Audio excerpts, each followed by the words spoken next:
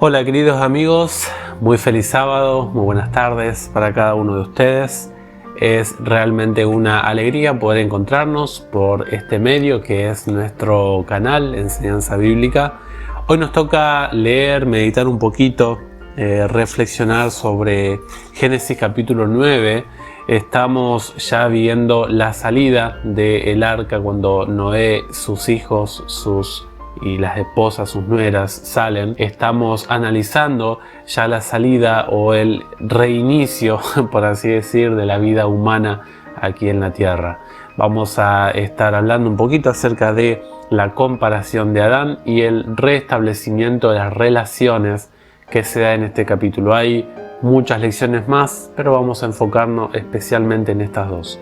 Vamos a orar y vamos a iniciar. Querido Padre que estás en el cielo, gracias te damos por acompañarnos en esta hora, por permitirnos leer tu palabra, estudiarla y ayúdanos a poder captar el mensaje central de la misma.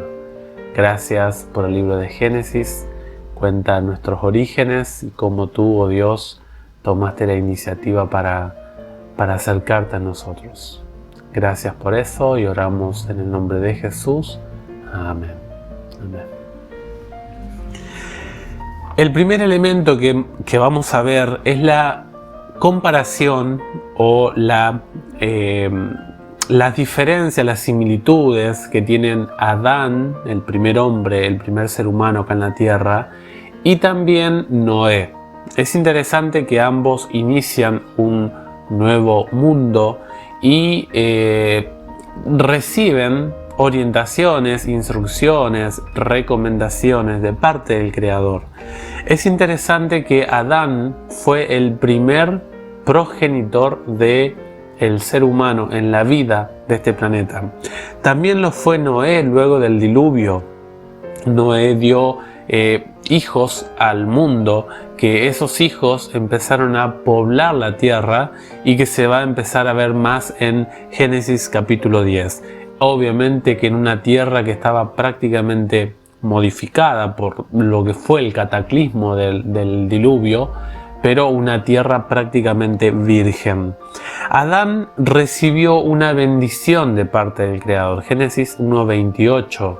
Y Noé también la recibió. Allí lo pueden leer en Génesis 9:1. Y dice la Biblia que Jehová bendijo a Noé y también a su familia. Ambos recibieron la orden de reproducirse, de llenar, de poblar la tierra.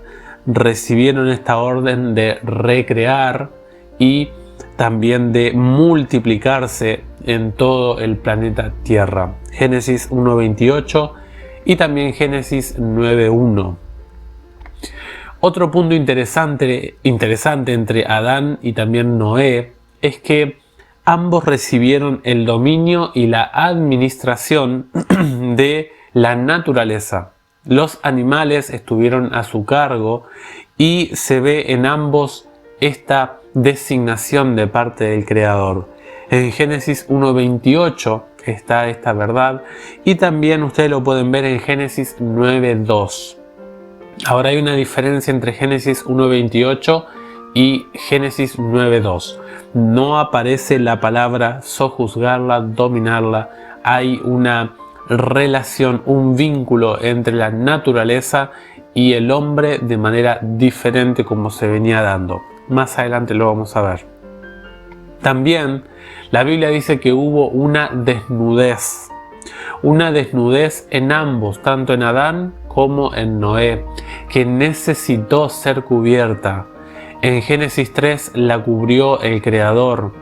En Génesis capítulo 9, el versículo 22, un hijo de Noé le vio la desnudez a su padre, que fue Cam, el hijo más joven, y hubo vergüenza en ambos casos, solo que hay una diferencia en cómo fue cubierta esa desnudez. El hecho de que fue cubierta es una similitud. Y finalmente hubo una maldición de parte del Creador en la persona de Adán, de Eva y la serpiente, allí en Génesis 3:17, y también la hubo con Noé, que Noé la impartió a la descendencia de Cam, que fue luego el hijo Canaán el que recibió esta condena. ¿Cuál es la conclusión de esta primera parte que estamos regalándoles? Que el pecado, queridos amigos, el pecado te cobra de alguna manera algo de tu esencia de felicidad. No quiere decir de que no tengas perdón. Hay perdón de parte del Creador. El Señor restaura, gracias a la gracia en Cristo, la relación contigo. Pero el pecado siempre trae un impacto colateral en tu vida. Algún efecto queda, algo se lleva de tu felicidad del pecado y queda una marca que eso no se olvida. El pecado siempre te cobra y el pecado siempre nos deja de manera diferente. Siempre hay consecuencias más allá del perdón. El otro punto que queremos destacar es cómo Dios organiza las relaciones. Dios ahora va a instruir a la criatura humana en cómo liderar o cómo organizar las relaciones que el ser humano va a empezar a desarrollar de aquí en adelante.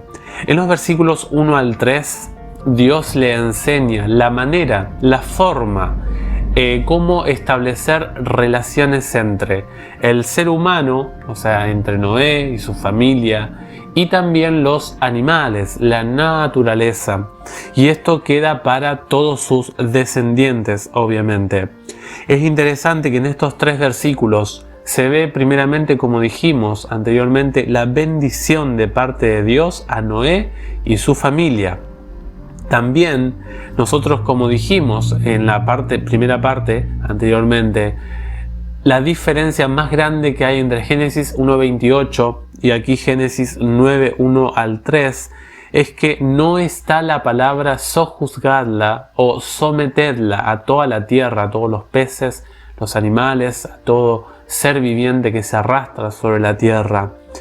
Y esto indica de que habría un vínculo violento y distanciado de parte del ser humano para con la naturaleza. Dice el texto 2, infundiréis temor y miedo a todo animal sobre la tierra. Noten ustedes que es un acercamiento violento que va a tener el ser humano. Y el versículo 3 habla de que todos los animales, los peces, todo lo que se mueve en los cielos será entregado en sus manos. Y no significa de que el ser humano tendría una relación armoniosa con la naturaleza, sino que ahora podría llegar a dominarlo, a domesticar a los animales. Se recalca en estos pasajes la mayordomía que el ser humano ahora debía empezar a tener hacia la naturaleza. En el versículo 3 es interesante que Dios da indicaciones de cómo emplear a los animales, a la naturaleza, para fuente de alimento. Algunas recomendaciones que Dios da. Por primera vez Dios autoriza al ser humano el consumo de carne. La carne no estaba en los planes de Dios. El segundo elemento es que había un consumo restringido y con medidas muy claras, sobre todo con la selección de los alimentos que venía la carne de los animales. Animales puros y animales limpios. Que eso no es que Noé desconocía, sino que ya venía desde antes del diluvio, inclusive allí por Génesis 7 tenemos esta descripción también, esta diferenciación que hace la Biblia. El diluvio había causado, queridos amigos, escasez de vegetales. Dios tuvo que tomar una medida de emergencia para la alimentación del ser humano. Recordemos en Génesis 1:29 que el plan original del Creador, el plan inicial, el plan A de parte del Creador para la criatura humana, era el consumo de vegetales, de semillas, de toda fuente de origen vegetal. Era el programa inicial de parte del Creador. El consumo de carne, el impacto más fuerte que tuvo el consumo de carne es la reducción de años de vida que dio el consumo de carne a la raza humana. La raza humana empezó a achicar el periodo de existencia desde el consumo de carne aquí en el planeta Tierra. Por lo tanto, habría una relación entre hombre-naturaleza y naturaleza-hombre totalmente diferente. El reino animal tenía ahora un nuevo estado, tenía una nueva manera de acercarse al ser humano, y Dios le advirtió a la criatura humana cómo administrar dicha relación. También en los versículos 6 y 7, Dios dirige ahora al ser humano en la relación con el prójimo. ¿Cómo debo yo relacionarme con el que está enfrente de mí? Recuerden ustedes que, y en esto estamos hablando básicamente de cómo se administraba justicia en esa época. El respeto a la vida se ve en este mandato. Dios dice: el que derrame la sangre de un hombre por otro hombre, su sangre será derramada, porque a imagen de Dios es hecho el hombre. Mas ustedes, fructificad y multiplicaos, procread abundantemente en la tierra y multiplicaos en ella. Se ve aquí la bendición de Dios en la procreación, en la recreación, en la abundancia, en la multiplicación de seres humanos. Y el porqué del respeto a la vida es porque el ser humano es criatura de Dios. Yo no puedo violentar la vida del otro, porque el único que puede tomar esa vida es el Creador. Él es el dueño, Él es el administrador de esa vida. Pero el elemento central de esto es que ya no habría una acción por mano propia como la tomó Caín, ¿se acuerdan allí en Génesis 4 contra su hermano? Y que a todos sus descendientes infundió esto, la vida de, por ejemplo, Lamec allí en Génesis 4, que hablaba de si a Caín se le dijo que se le iba a pagar 7 veces, a mí se me pagará 70 veces 7, ¿no? Es decir, que era una manera violenta, arbitraria de dominar la vida del otro. Aquí se está hablando, se empieza a palpar de manera incipiente la existencia o el surgimiento de un programa judicial de parte de Dios. Dios, la teocracia divina, estaba organizando y entregando el poder al gobierno que Dios quería que se levantara en ese momento. El gobierno recibiría la administración de la espada, es decir, el impartir justicia para tal o cual ciudadano que su conducta lo requiera. El maltrato social existirá en este mundo, queridos amigos. La injusticia se ve y se nota, y realmente, como dice el profeta Isaías, la justicia del ser humano es trapo de inmundicia. La justicia del ser humano, o sea, los actos equitativos que hace el ser humano cuando imparte para tal o cual situación, la Biblia lo califica como algo inmundo. ¿Qué será entonces la injusticia? En este mundo tendremos, tristemente, con algunos casos muy excepcionales, habrá una carga de mafia, de suciedad, de bajeza, de falta de transparencia en el impartir justicia. Pero Dios, la Biblia habla de que tiene libros donde tiene todo registrado allí. El Señor dará justicia finalmente. La justicia humana es inmunda, como dijimos, en algunas raras excepciones, pero son muy pocas las mismas. Dios instruyó cómo valorar la vida y respetar la vida del prójimo en esto de aquí. ¿Te acuerdan allí en la parábola del buen samaritano? Jesús puso un ejemplo de alguien extranjero, alguien de una religión extranjera, alguien que no pertenecía al pueblo judío. Por lo tanto, la norma de respetar la vida es universal. Y finalmente, la última sección que habla en esta línea que venimos hablando, Génesis 9, de los versículos 12 al 16, se ve la forma en que Dios empieza a interactuar con el ser humano, y es de forma pactual. El pacto en los versículos 12 al 16, tú lo puedes leer. El pacto tiene algunos elementos. Primeramente, la iniciativa la toma Dios. Dios es el que toma la iniciativa. La iniciativa la toma el ser divino. Incluye a todos los seres humanos del planeta Tierra en el futuro. Empieza con el pueblo que Dios está preparando, pero se explaya o se expande a toda la raza humana. La esencia, el centro de este pacto es la seguridad y la protección de parte de Dios.